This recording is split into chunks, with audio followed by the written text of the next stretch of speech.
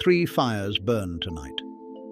The reed peat at the Watermark Inn, something colder in the render vault 3 floors below Calvrath, and something colder still in a lane off Tallow. A man who shared a vault with Zivara Ashveen thought he understood what he saw. He was right about everything except the part that mattered. And before this night is done, Zivara Ashveen will learn what the work actually costs. Bricks did not say goodbye. She never did. The tunnel door closed flush with the stone, and the ward took hold again. And then there was only the room. The rise bell rolled in through the stone, distant and clean. Cause did not move. This was the time she allowed herself. Not rest. She did not rest, not in any way the word usually meant.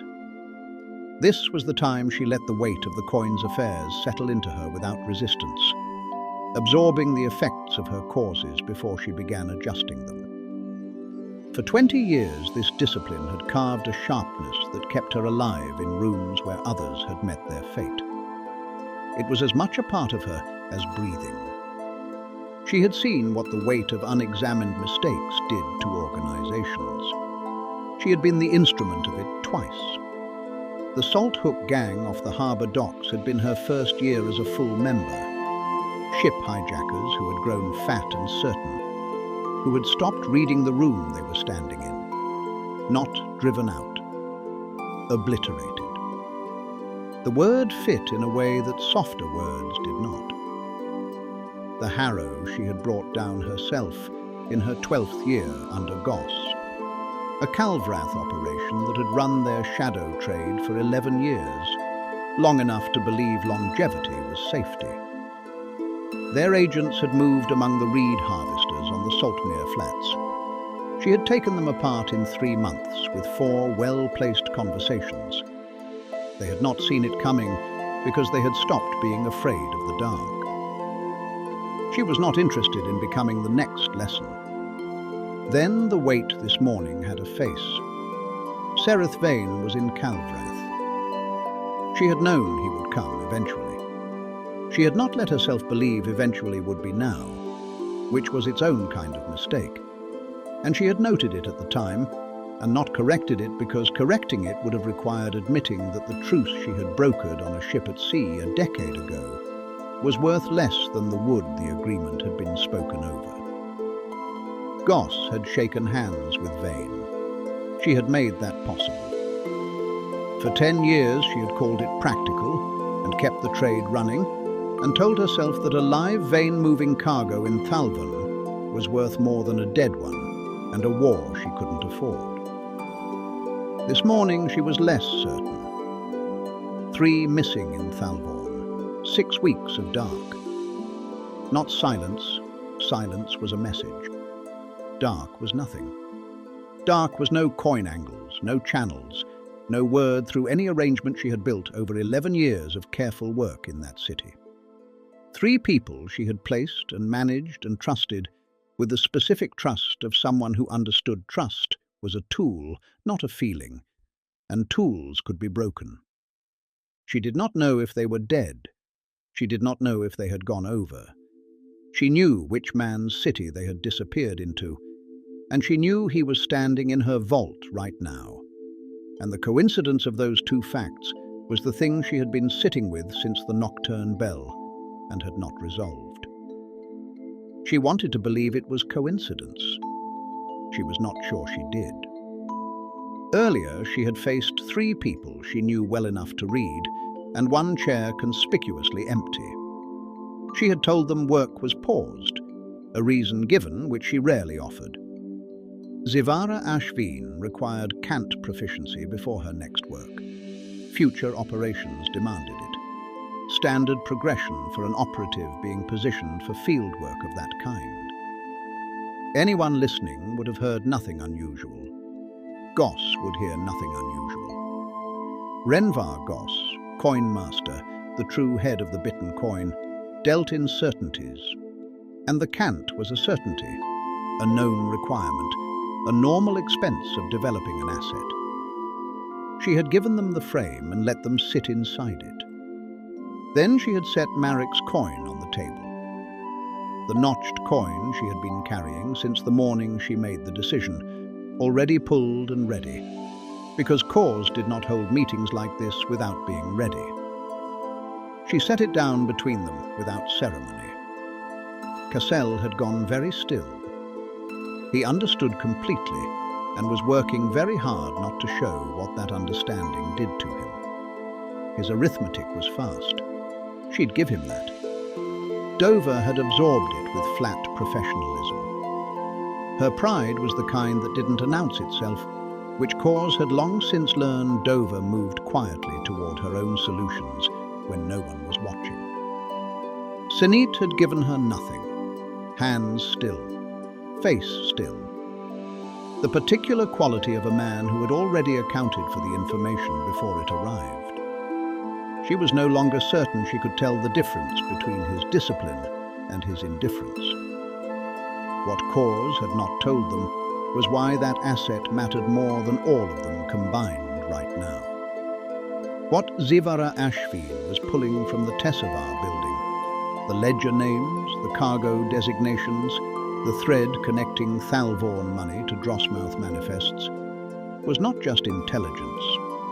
It was the coin's argument for its own survival, the kind of leverage that made thinned numbers irrelevant. The gamble she had been running with an acolyte's hands because she could not afford to use her own, and because Goss's appetite for that kind of risk had atrophied somewhere around year 30, which was precisely when the coin's reach had begun to quietly do the same. She had watched Cassell absorb the pause with a stillness that had nothing to do with calm. Dover with the flat professionalism of a woman filing a wound. Senit with nothing at all, which told her nothing at all, which was its own kind of answer. Enough hands to matter, if it came to that. Not enough to be careless with. And 3 of them gone dark these past weeks. The Thalvorn 3. Silent long enough now that she had stopped expecting them to answer. The gamble required it. The gamble was the only move she had left. He's here. Yes, now Vane is here, waiting in the circle the way he waited everywhere, as though the room had been built around the spot he had chosen to stand in. She could feel that presence the way you feel weather coming. She gathered herself, with that particular interior arrangement a person makes before walking into a room that will decide things. Then, Cause left the antechamber to go and greet the man she should have killed when she had the chance. Pellwick's den sat 3 doors down, a render side lane that smelled of tallow smoke and old beer, and Castle Vaughan had lost 60 gold in it before the mid-rise bell rattled its single round through the lane. He knew the exact moment he should have stood up and walked out. He had known it the way he always knew it. The tide turned under his boat, and he told himself he can row against it. He stayed. He bid on a bad run. The weather tiles came up foul, the way the house's weather always came up foul, and Pellwick's collector, a slab of a man named Drevin who smiled too much, made a small mark in a small book. "That's 300 now," Drevin said pleasantly, "with the carry. I can count." "I know you can, Vaughan. You're the cleverest man who ever lost his shirt at my table." Drevin's smile widened, gold-etched inlays on full display, by exactly the amount required to make the next sentence land. "Pellwick's patient. You know Pellwick's patient. But patience is a thing a man spends, same as coin, and he's been spending a lot of it on you." Castle looked at the tiles. He looked at the marked book. He thought about Dorvin Hasser. Hasser had been his first real boss, a factor's clerk at the harbour ledger offices who had looked at a young Castle Vaughan and seen something worth developing. Smart, he had said, and capable, which was different and rarer.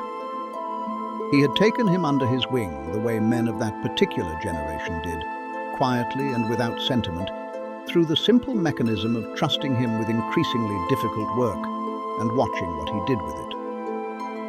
Cassil had done well. Hasse had taken a quiet satisfaction in that, the kind a man takes when his judgment about another person turns out to be correct.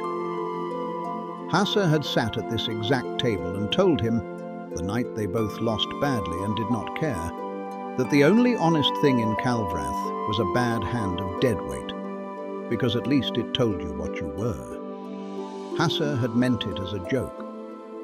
Cassil had laughed. What he had learned since, through the particular osmosis of enough nights at the right tables, a name that stopped a conversation, a look between two men, a story that went thin in certain directions, was that the stanchion that claimed Hasse's life had not been an accident. Not enough to know why, not enough to know who. Just enough to know the story was wrong, and knowing it was wrong was a dangerous thing. Hasse eventually stopped laughing. He'd gone quiet and careful, and then Hasse had gone into the water at the stanchion. The harbour master called it an accident, and nobody at the tables had so much as paused their game. Cassil had spent the month since in the particular school of men who lose money at the same tables long enough to hear things. Not investigation, not informants. Just the osmosis of the Deadweight den after the third bell, when tongues loosened and stories got thin. A name that stopped a conversation, a look between two men that answered the question neither was asking. Enough to know the stanchion had not been an accident. Not enough to know who or why, just enough to keep asking. "I'll have it," Cassil said. "Course you will." Drevin closed the book. "You always have it. Right up until you don't." He went to the Watermark Inn through the back, because the front was always watched, and the back sometimes wasn't. What he wanted from Brix Tollander wasn't a thing a man asked for in a lit room. She was wiping down the long counter when he came through the service door, and she did not look up. He passed near one of her personal guards, then continued to the far end nearest Brix. Brix. Cassil. Still not looking up. The rag moved in slow circles over wood that was already clean. "I need a better grasp on the cant." Now she looked up. And here was the thing about Brix Tollander that Cassil had never been able to get past. She did not perform anything. There was no flicker of amusement, no raised brow, no theatre of consideration. She simply looked at him the way a fishwife looks at a catch she has already decided not to buy. "No," she said, "I can pay." "You can't, but that's not why." She set the rag down. "The cant's not a thing you buy, Cassil. It's a thing you're given when someone decides you're worth the breath. Nobody's decided that about you. Someone decided it about the Ashveen woman." It came out faster and sharper than he meant it to, and he saw it land, not as hurt. Brix did not do hurt, but as information. She read everything in him at that moment, and he hated that he could feel it happening. "Cause decided it about the Ashveen woman," Brix said. "Cause hasn't decided anything about you, except that you ask questions you shouldn't and lose money you don't have. If you want the cant, give them a reason. Stop giving them reasons to wonder about you instead." He stood there a moment longer than dignity allowed. Then he pulled his collar up and went back out the way he'd come, into a dark that had gotten no warmer, and he did not see the woman coming up the lane toward the inn's front. She was very good at not being seen. What he carried out of the Watermark Inn was the same thing he had carried in, only heavier.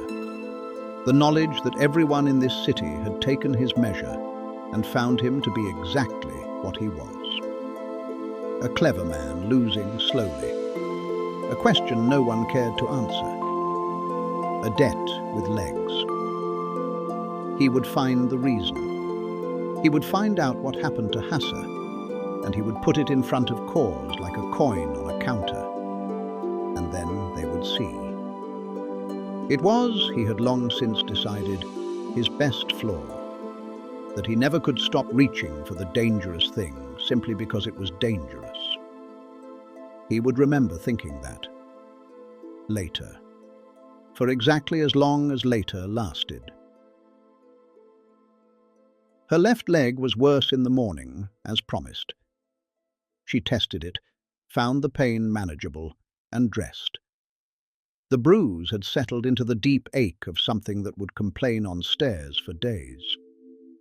She stepped into a Calvrath that held no need to give her attention. She thought of Fash and Mar, and then she didn't.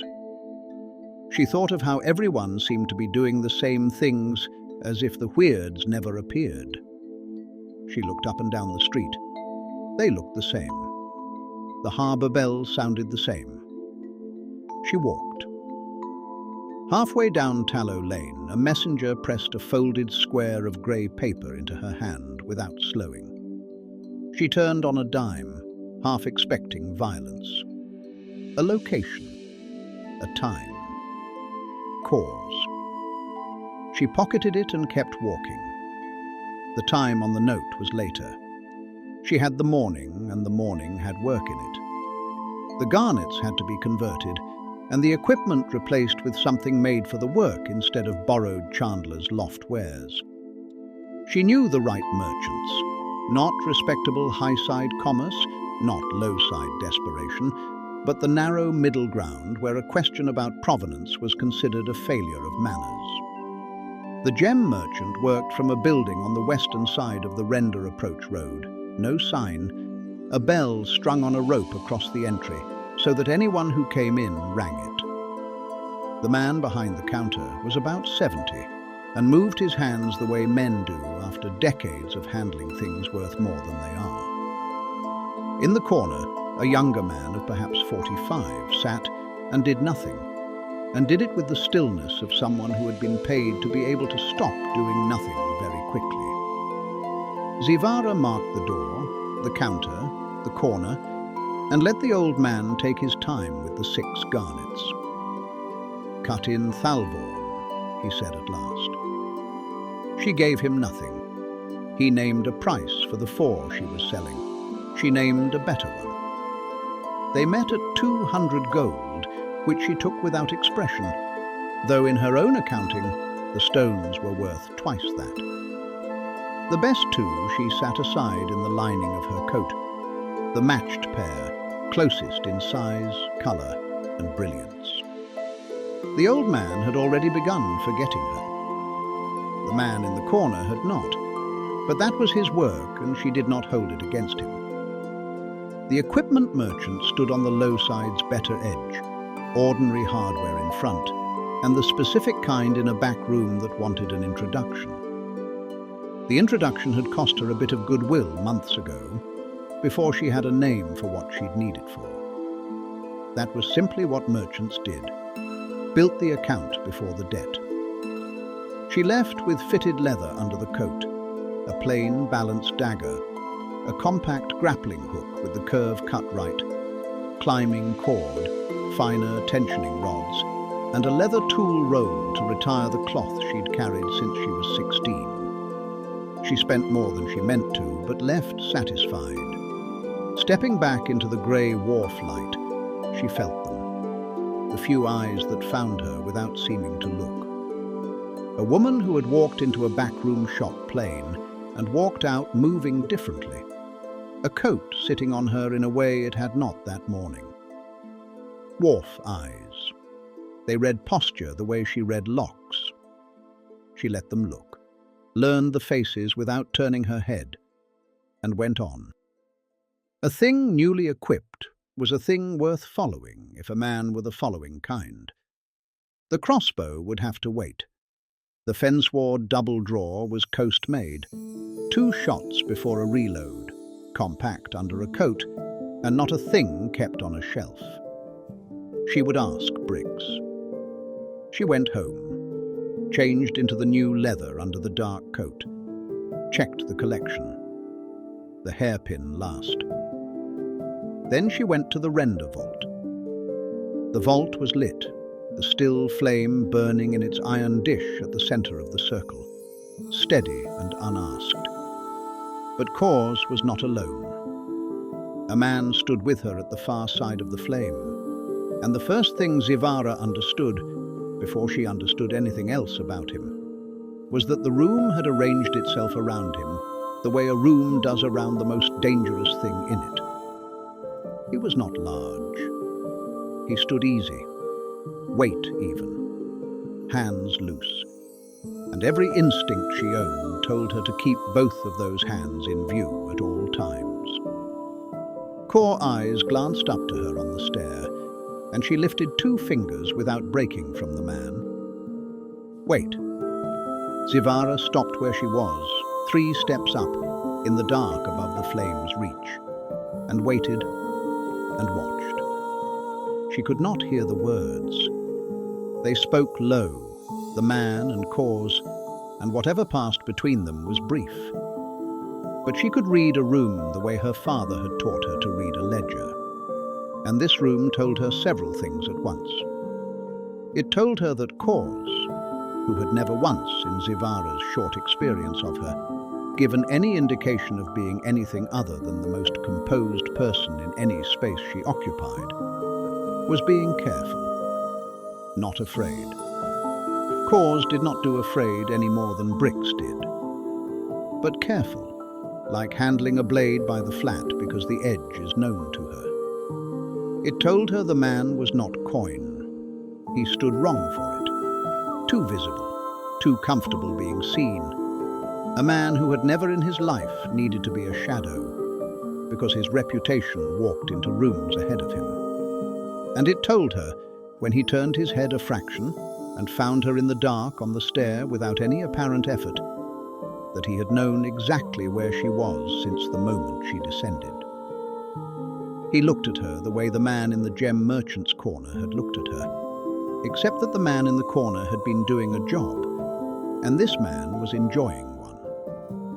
A slow look, an appraising one. The look a buyer gives a horse he has already decided he could ride to death and replace. He said something to Cause, short, a parting thing, and Cause said nothing back, which was its own answer. Then he came up the stair. He did not go around her. There was room to go around her. He came up the narrow centre of the stair, so that she had to choose, in the half-second of his approach, whether to give ground or hold it. And she held it, and he stopped 1 step below her so that their eyes were level. "You're a new one," he said. His voice was pleasant. That was the worst of it. A clever new one, worthy of being down her in the wet? She said nothing. Saying nothing was a thing she was good at, and it was, she had already learned, the only move that cost her opponents anything. It did not cost this one. He smiled as though her silence were a gift he'd been hoping for. "Good," he said softly, and the word landed like a slap, because it was Cause's word, the word Core had given her twice and made her want. And this man had simply reached out and taken it and handed it back, ruined. They mostly talk, the new ones, trying to be larger than they are. You don't. He tilted his head. Sereth Vane. You won't have heard the name. You will. He went up past her, and as he passed, his shoulder did not so much as brush hers, but something else did. A charge. The fine hairs along her forearm lifted as the scabbard at his hip came within a hand's breadth. Her eyes caught it then, a faint crawl of energy moving along the sheath and along the bracer on his sword hand. Not heat and not cold. A low, patient crackle that raised the air between them and was gone the instant he was past. She did not know what it was. She knew only that no ordinary steel did that. Somehow that near miss was more of a threat than a shove would have been, a demonstration of precisely how much room he had chosen not to take. At the top of the stair he paused without turning. "Tell me something, clever new one. The work you've been doing for the old woman by the flame." He let the question hang just long enough to be sure she was waiting for it. "Does it feel like yours yet? Or does it still feel like Erin's?" He did not wait for an answer. He had not wanted one. He wanted the question left in her like a splinter, and he had placed it exactly. And then he was gone up into the dark of the warehouse above, and the vault was only the vault again, smaller without him in it. Zivara stood on the stair a moment after he had gone, and made herself slow a heart that was going faster than the climb accounted for. She had been outmatched, standing still, saying nothing. She had been outmatched as thoroughly as she had ever been outmatched at anything, and both of them had known it. She had no words for how much she disliked the feeling. She came down into the flame's light. Cause had not moved from where Vane left her. She watched Zivara cross the last of the floor and waited until the silence had settled before she spoke. "Follow." One word, and then she crossed to a seam in the stone that read as solid to any eye not already aimed at it, and stepped through into a side chamber that had no business being there until she entered it. Zivara followed. 2 seats, and a quality to the air she had no name for. A low pressure, the sense of something present and attentive that was neither flame nor stone, nor the woman across from her. She thought of induction night, of the entrance she could not find, of Cause, stepping through solid wall as if the stone had agreed to let her. That's how. Cause let her have the moment of understanding. Then she folded her hands, and the moment was over. Who was he? Zivara said. Not quite a question. She had learned that from Cause. Someone you will not engage. Cause's voice was level. Under any circumstance, without my word. Is that understood? His name? Sereth Vane? He gave you that to make you feel chosen. It is what he does. Cause looked at her, and for the first time, the look had something underneath it that Zivara could almost reach. He works for people in Thalvorn who have decided, after a great many quiet years, that they no longer like the shape of certain arrangements on this coast. He came down to look at us.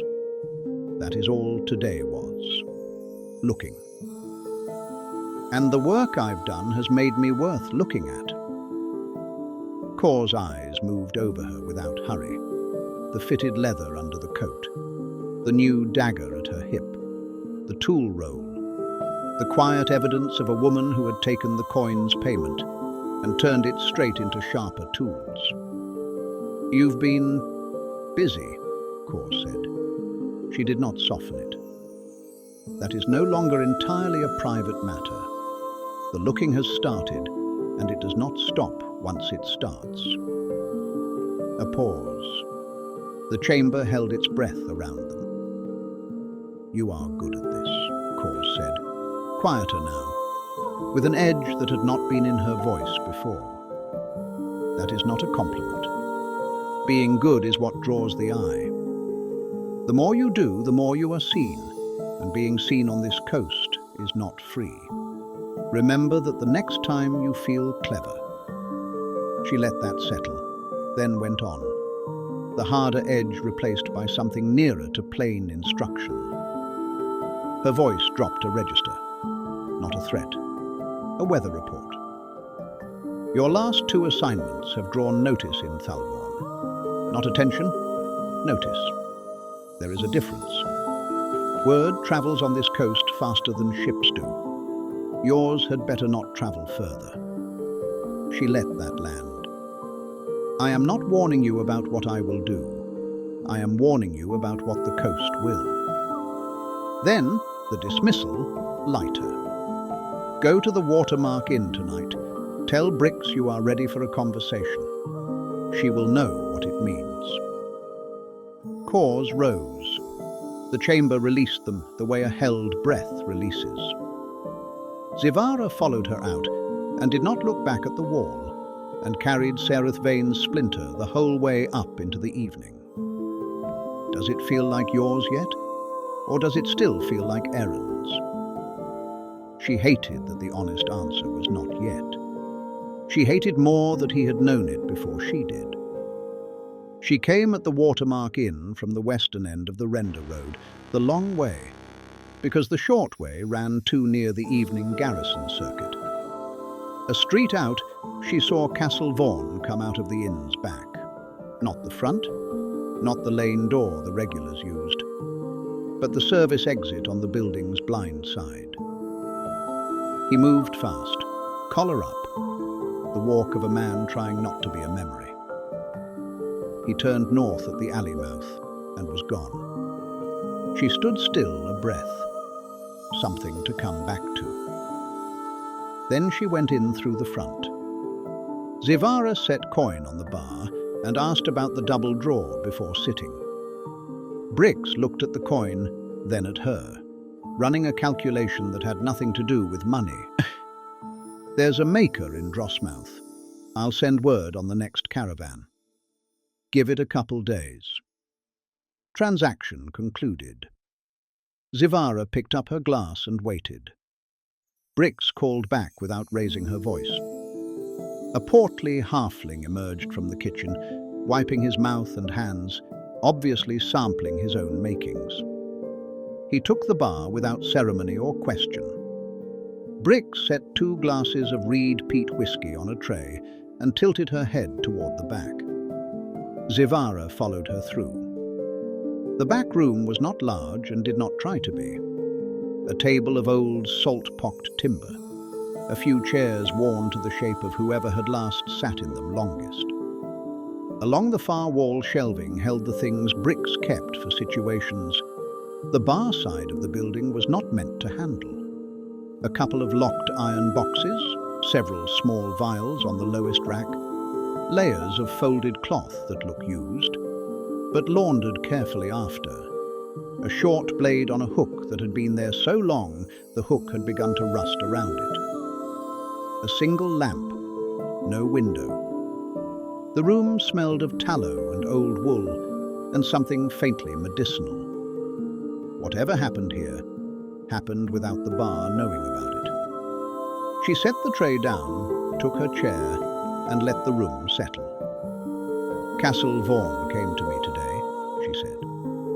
Not as news, as a fact being placed between them.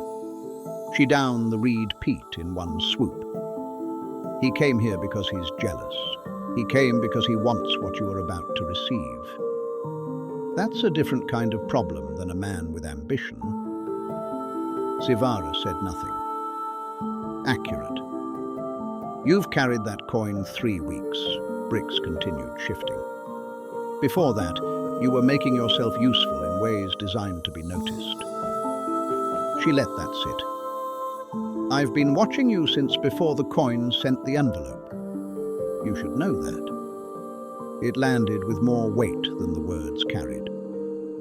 After the vault and Vane's staircase, Zivara was beginning to understand that everyone had been watching her surface, and the watching was itself a kind of pressure. He thinks the difference between you and him is that someone decided about you, Brix said. He's right. He just doesn't understand that the deciding wasn't luck. He's waiting to be chosen. You went and got chosen. She called for the halfling to refill her glass. He did so, shutting the door behind him as he exited. That's the whole of it. Now, Brix said, the cant. What Brix taught was not quite a language. 300 years of the shadow trade's shorthand compressed into gesture and implication. A coin angled on a surface, a phrase turned sideways, a silence that meant caution or danger or come closer. She did not repeat herself. She expected retention. She got it. Functional vocabulary by the month's end, Brix said when the lesson reached its natural stop. Full cant takes years. What's the difference? Functional keeps you alive. Full keeps everyone else guessing. I'll take both. Brix almost smiled. The groove worn into the counter's inner edge had caught the lamplight on the way through. Old wood, years of hands that knew what they were doing. She took the long way home, as always, and the long way home was where they were waiting. Not for her specifically. This was Calvrath after dark reading a woman who moved a little slow on one leg, in a coat that fit differently. Newly fitted. The equipment merchant's work visible in how she carried herself if you knew what to look for.